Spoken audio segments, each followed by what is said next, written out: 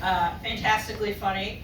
Also really love slides. I don't know if they are, no slides this evening, but they are a big fan of slides as well. So it feels fitting to have Jack Simon come up next.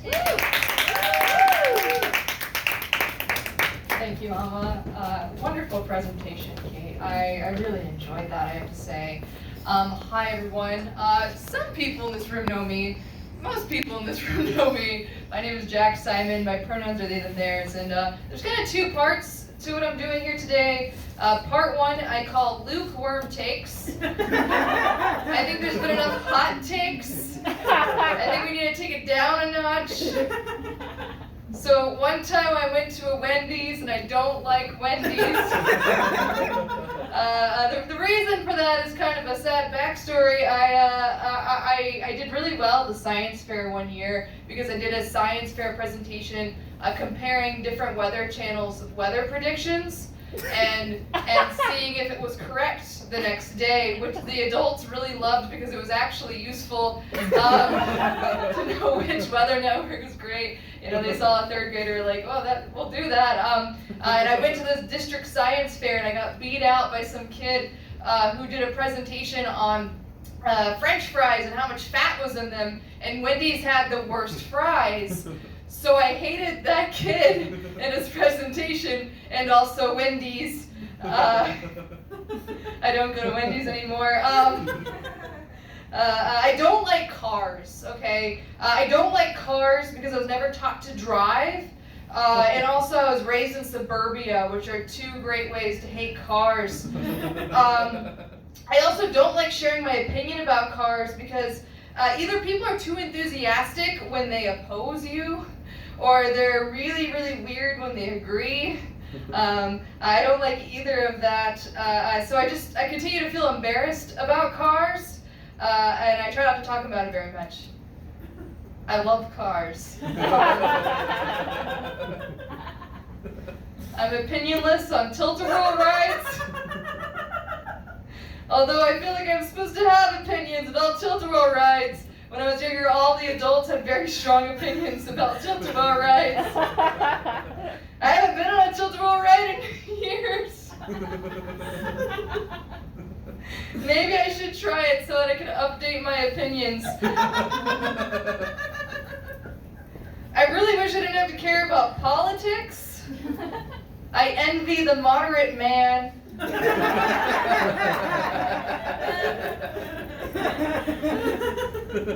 haven't been to a thrift shop in years. I don't enjoy hunting for my wardrobe. I prefer when it's served to me on a web-page platter. I believe that I am now far and away from my hunter-gatherer instincts.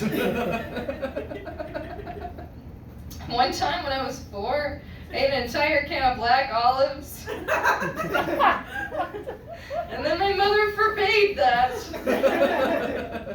So I have not done so as an adult either. End of joke. Dropping my phone is habitual for me.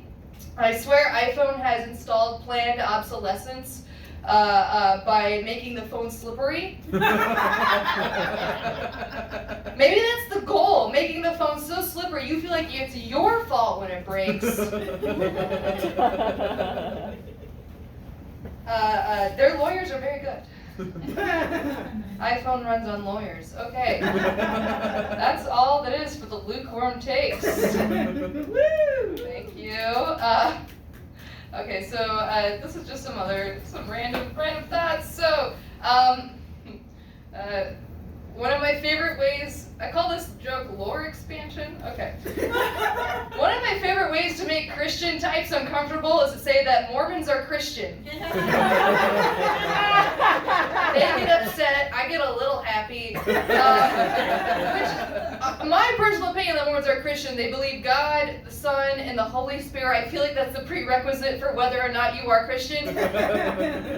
And other Christians are extremely offended by this. And I think that's a terrible, that's bad because Mormons wrote an incredible fanfic that really added to the Jesus universe.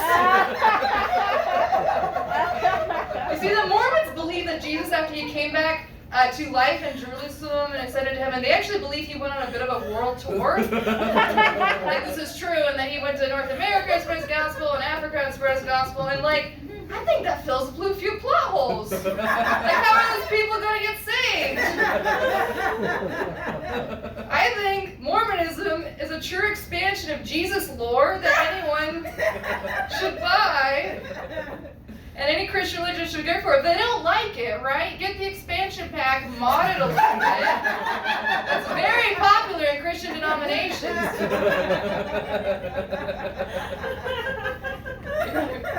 I'm turning 30 in a year, and I'm now healing my gut biome. Words I never thought I would say.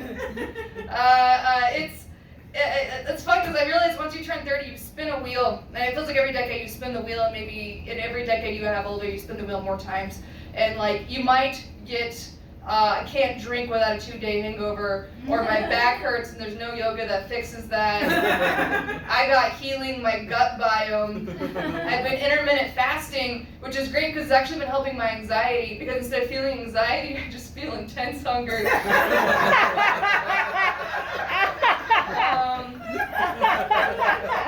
We call this one Why I'm a Communist.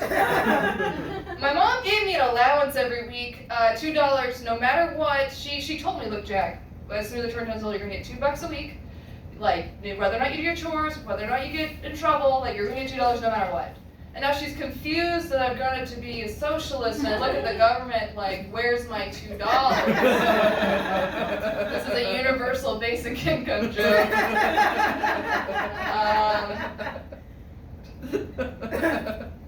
Man, people really underestimated the political effectiveness of Tumblr in 2012. I was religious, I was part of the Christian thing. Back in 2012, I liked design blogs, maybe occasionally had some fan art or pictures of a rat that would like pop up in your feed. And like, I was still like Christian, kind of afraid of the whole gay thing, but when you would follow the design blogs, occasionally they'd be like, hey, gay rights are cool. And eventually I was like, you know, maybe this cool design blog that occasionally posts a rat might be right. I think conservatives just feel left out. The whole world suddenly changed, and mostly it was because they didn't follow the right Tumblogs. Okay, I have 2 more, and then we get off the stage. Okay. People get weird about D&D. This is like Dungeons and Dragons, right? Like, they think it's like a kink. Like, the ones who really, really, really don't know what you're talking about. And I find that hilarious, because anyone who's ever played D&D knows that it is far and away from kinky. Like it's like the opposite of being turned on. Playing as have the halfling bard. I feel like people who think that D&D is like a weird sex thing should really go to a kickboxing class. Because those people are 2 seconds away from calling the coach daddy. You know? I've also done kickboxing. Okay, this last one, okay, this is going to be really avant-garde, okay? Something you need to understand about me is that Animal Crossing has been my favorite game since I was young, okay? Like, I was the one who played the OG Animal Crossing. I did it before the pandemic made it cool, okay? Like, I knew who Tom Nook was in 2006. And I think a lot about student debt. And specifically, like, I used to feel really ashamed about my debt. I would say I have below average debt, which, by the way, the amount of average debt in America for student debt is $30,000, so below the average, that feels good. It's still way up there. And what helped me one day was reading a book called 5,000 Years of Debt, and it helped me realize that that's a very normal thing. In fact, our society is built to get you into debt, and that you shouldn't feel ashamed about this. It's going to come back to Animal Crossing, because Animal Crossing is a game that's fundamentally about debt. I'm gonna spend. I really want to learn how to do an Animal Crossing joke. I've been honestly trying to write this for about 5, 6, as long as I've been doing comedy, years now. And so I'm just gonna spend the rest of my time talking about the various financial instruments in Animal Crossing, New Horizons. There's 3 financial instruments in Animal Crossing New Horizons. You have a home loan, hence the debt thing. The fun thing about the home loan, though, doesn't incur interest. You just pay it off when you feel like it. You don't even have to pay it off before you live in the home. Like, Tom Nook's like, hey, I just made you a bigger house. You owe me $500,000. And you're like, I agree to none of this, but also I'm not opposed to it because there's no interest. The second financial instrument is that you have a bank account in Animal Crossing, and that bank account gives you interest every month, right? Like it pays you a little bit for just keeping the money in there. Here's the thing, you can like jump forward in time in Animal Crossing. It's cheating. You can change the internal clock in your system, and you can jump forward in time. And a lot of people were doing that early in the pandemic because they had nothing better to do. And you can earn a fuck ton of bells that way, but a bunch of money. And so Nintendo decided to crack down on this, and they decided to decrease the amount of money you can make on interest for the money in your bank by 10-fold, which didn't stop the time travelers. They just skipped 10 more times into the future. And it sucks for people like me who enjoy playing the game correctly. But I thought, maybe it's all a front, because the way banks work in the real world is that they take your money, they give you a little bit of money for keeping it in there, because they're actually taking your money and they're giving it to other people.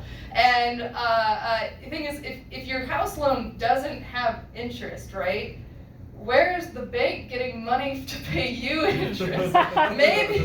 Maybe this bank is too big to fail, and Nintendo's trying to save it. Last financial instrument in Animal Crossing New Horizons, the stock market, spelled S-T-A-L-K. Oh, animals. A small turnip girl pig comes to your town, and she just sells you turnips, and you're like, great, thank you for the turnips. And she's like, yep. And then it happens once a week, and then you go to the small raccoons in your town, you're like, hey, I have turnips. And I'm like, we'll take it for this much money, and the money changes day by day, and you're trying to, buy low, sell high, right?